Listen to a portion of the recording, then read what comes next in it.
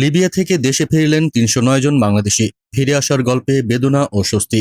আজ সকালে হজরত শাহজালাল আন্তর্জাতিক বিমানবন্দরে অবতরণ করেছেন লিবিয়া থেকে ফিরে আসা ৩০৯ জন বাংলাদেশি। দীর্ঘ প্রতীক্ষার পর তারা ফিরেছেন আপন ঠিকানায় বাংলাদেশে। লিবিয়ায় চলমান রাজনৈতিক অস্থিরতা ও নিরাপত্তাহীনতা যেন দীর্ঘদিন ধরে এক বিভীষিকার নাম হয়ে উঠেছিল হাজারো প্রবাসী বাংলাদেশির জন্য।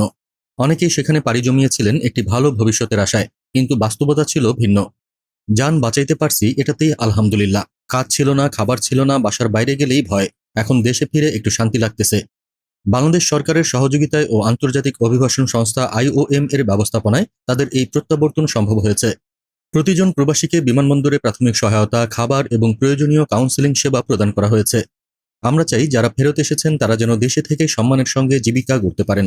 বিভিন্ন পুনর্বাসন প্রকল্পেও তাদের অন্তর্ভুক্ত করা হবে।